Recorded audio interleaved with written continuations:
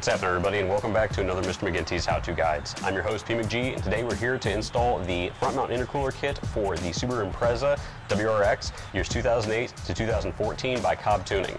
This is going to be fun, but it's also going to be a lot of work. So without wasting time, let's dig into it. Tuning is required after installing this product. Check your instructions for off-the-shelf map selection. Additionally, the COBB SF intake is required before the intercooler can be installed. Here's a list of tools required to complete the install. Grab what you need and let's get to it. Start off with your pliers pulling back the hose clamp that attaches the return line to your bypass valve. Once you're done with that, repeat the process on the vac line. This vehicle was missing the clamp on the vac line, so we simply wiggled it loose.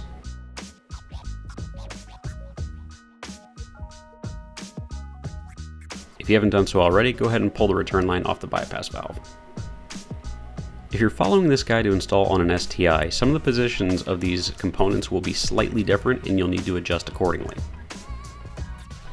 Now you'll want to use your 12mm socket to pull the two bolts holding the bypass valve in place.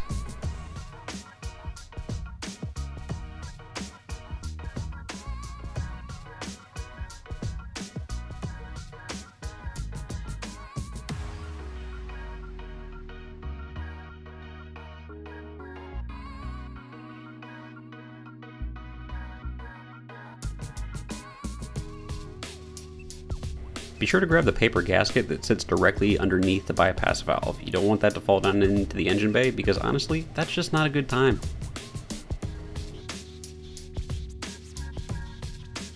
Now using your 7mm socket, go ahead and loosen the clamp on the throttle body.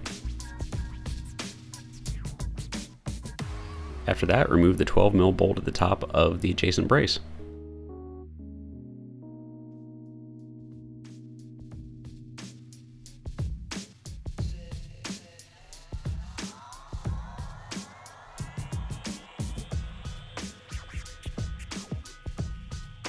Continuing to use your 12mm socket, remove the two bolts holding the intercooler to the turbo.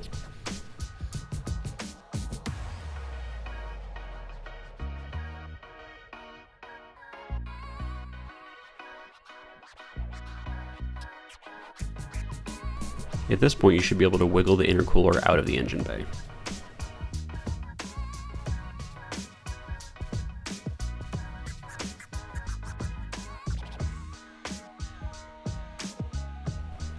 Even though this isn't in the PDF instructions, we highly recommend removing this brace. It's going to free up some much needed room later on. Using your 12mm socket, go ahead and remove those two bolts, and then flip it over and you'll find a little clip that needs to be removed to get that hose out of the way.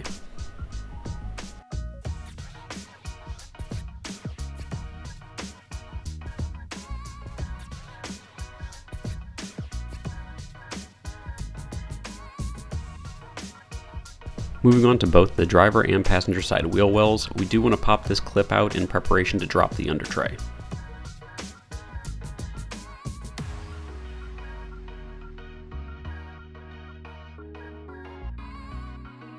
After you're done with that, head to the front of the car and remove the additional 6 clips highlighted in yellow.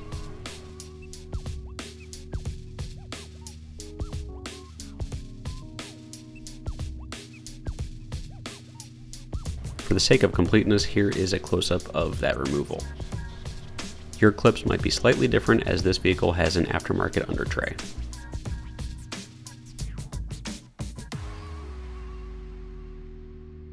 Now that the tray is disconnected from the front lip, we want to remove the bolts that attach it to the chassis. Using your 12mm socket, go ahead and remove the 2 front bolts highlighted in blue.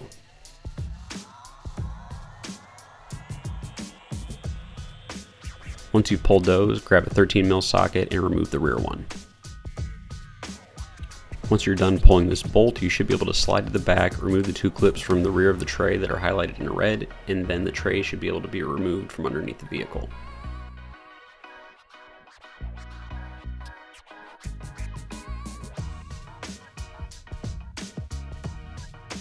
Head topside and remove the 4 clips that sit directly above the grille using your flathead screwdriver.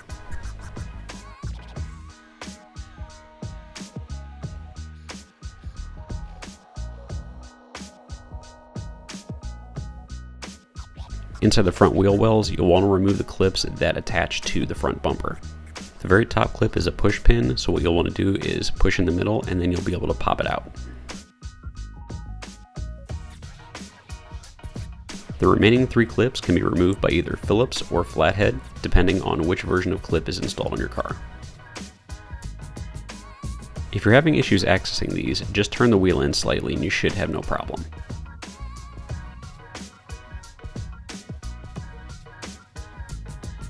At this point, you should be able to disconnect the bumper from the rest of the car by pulling on the top edge. Be sure to disconnect your fog lights if you have them installed. Now that the bumper's off, you have access to the bumper beam, and it can be removed by pulling out these 8 12mm bolts.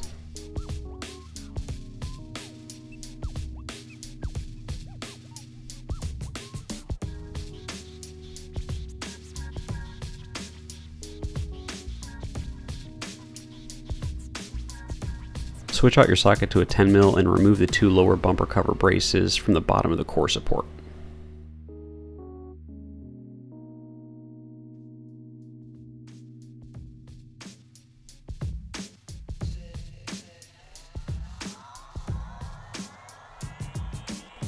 Now to make some room for the larger piping, we need to remove the factory overflow tank. Go ahead and pull the tubing out and set it to the side. In a perfect world, you should be able to push on the tab to the right and then slide the reservoir out towards the engine. However, as our luck would have it, it jammed, so we had to brute force our way through.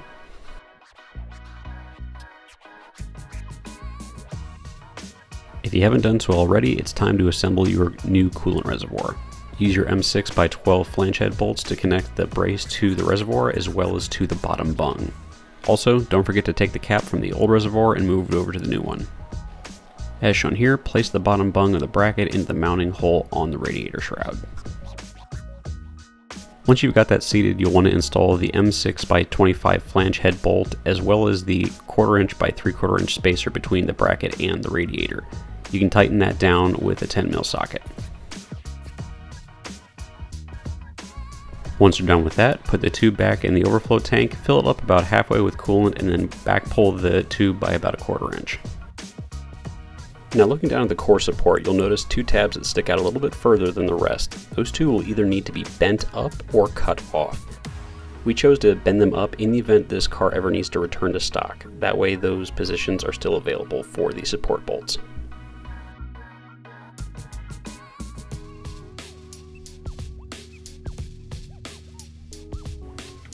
Next up, move about a foot to your right and you'll find the ambient temperature sensor. We want to flip this to the back side of the bracket to make room for the new core. Now's the time to remove the foam pads from the sides of the core support with a plastic clip removal tool. Ours fell out, yours may not. Now we have to modify the headlight assemblies to make room for the new core. Measuring from the bottom of the assembly, mark a 1/2 inch up all the way across and then all the way back. The line may not look exactly straight as the edge of the assembly dips down just a bit. Just be sure to measure twice and cut once. Speaking of cutting, you can use an angle grinder, an air saw, utility knife, whatever you want to cut through this. Mind you, it is pretty thick. You'll see here that we're using a miniature Dremel with a grinding bit, but it was taking far too long, so we went straight to the angle grinder.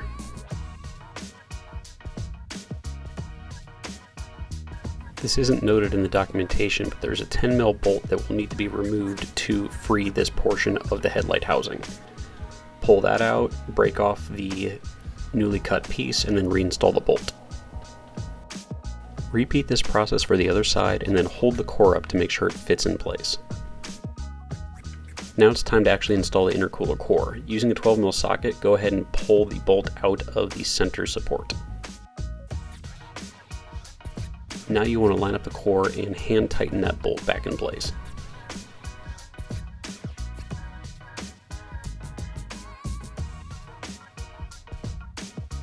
Then come back and tighten it down with a 12mm socket.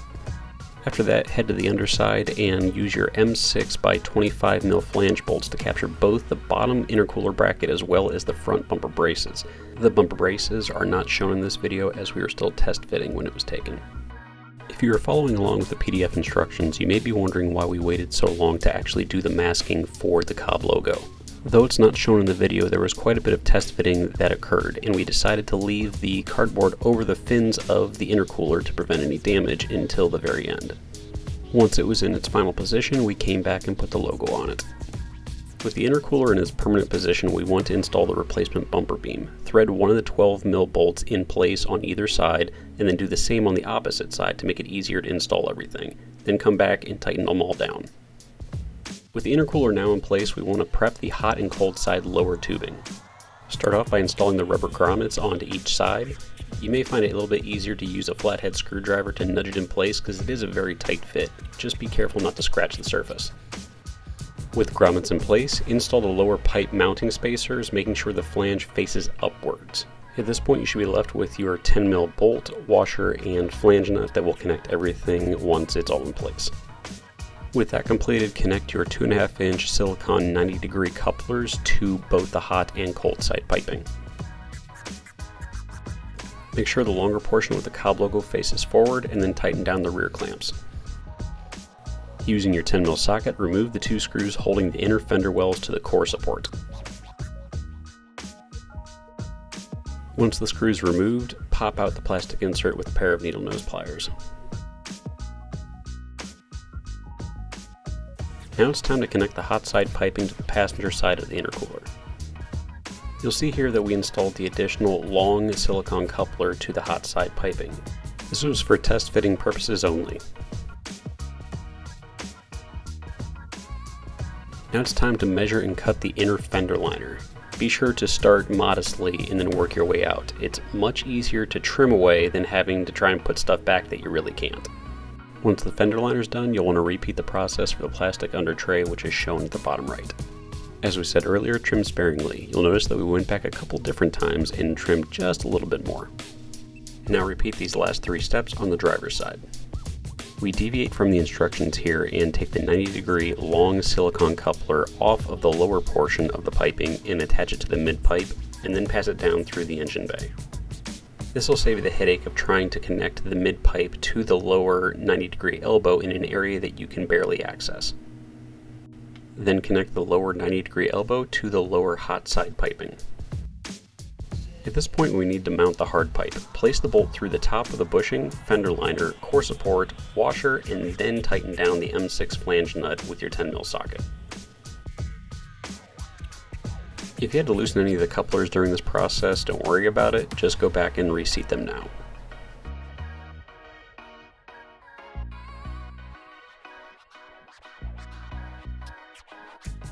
Now head up to the engine bay and connect the 2.5-inch to 2-inch silicone reducer to the turbo. Be sure to grab the rubber seal off of the intercooler and then place it inside the recessed ring in the reducer. At this point, it's time to finish the hot side. Attach the reducer to the upper hot pipe to the mid-pipe coupler, and then the mid-pipe coupler to the mid-pipe. Tighten down all the newly placed fittings in the engine bay, and then move back to the lower piping. At this point, you want to tighten down the silicone coupler that attaches to the intercooler. Tighten that coupler to the hard pipe to the long 90-degree silicone coupler, and then that coupler to the mid-pipe.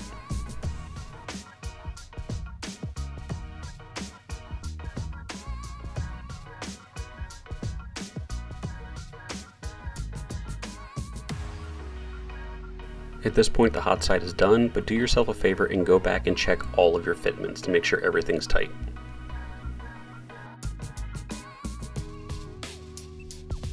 Using your 7mm socket, loosen the last clamp on the throttle body. It's in a very tight spot, so take your time.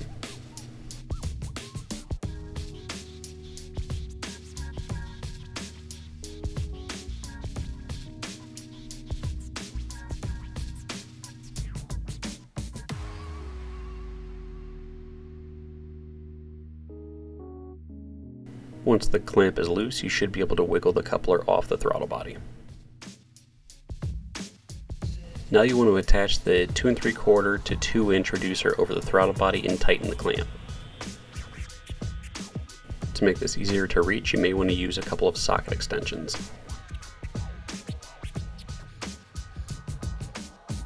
Now it's time to attach the 3/8 inch NPT plug into the cold side upper hard pipe.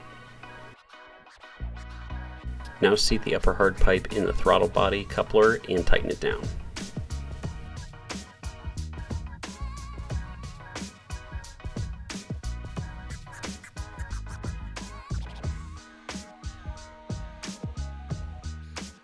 Now you want to connect the mid-pipe and the mid-pipe coupler to the upper hard pipe.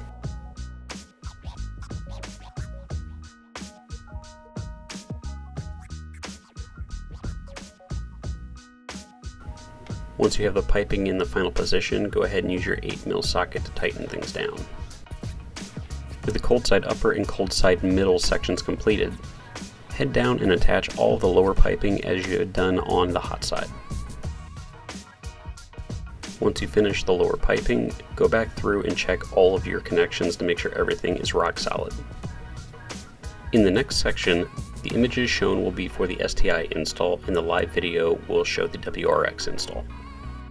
It's now time to install the bypass valve. This vehicle came into the shop with an aftermarket one. If you're using the provided bypass valve, slip the silicone coupler over the inlet of the bypass valve and one of the clamps, then tighten the lower clamp down with your 8mm socket.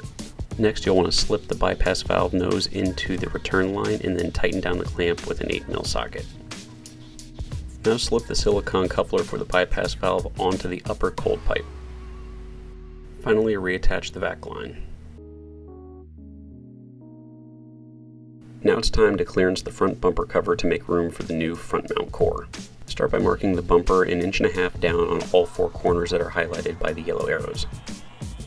Then look downward at the bumper from the top side and draw a straight line from the edge of where the painted portion of the bumper meets the black plastic area to the points that you marked in step 1. Now from the bottom of the bumper looking up, repeat the process, this time using the center brace as your guide. Now transfer the provided template to something sturdy like cardboard from the actual intercooler box. Tape it in place, align the edges, and complete the drawing. Once you confirm measurements, cut this out with your tool of choice. Once the bumper has been cut, loosely install it in place and check fitment. You may have to take it off a couple times to trim a little piece here or there just to get everything perfect. Once you're happy with the bumper clearance, it's time to reinstall everything in the order it was removed. Make sure you go back and tighten the lower bumper supports where the lower intercooler brackets are. Also double check all the hose clamps to make sure that they're tight and secure. And finally, flash your ECU to the correct map for your newly installed hardware. This wraps it up for the install, but we highly suggest you stick around for sound bites and the post-installation product review.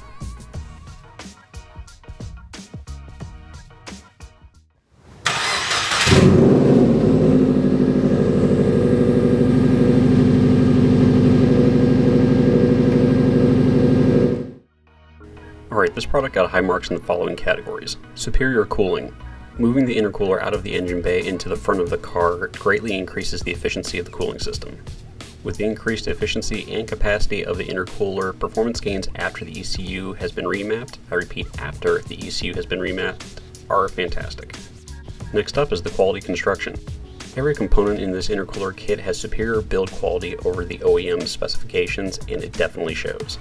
And finally is the price. What you pay for what you get is exactly where it should be. Don't forget to stop by www.cobbtuning.com for all your tuning needs. And finally, don't forget to stop by and check us out on YouTube. Take it easy, everybody, and we'll see you next install.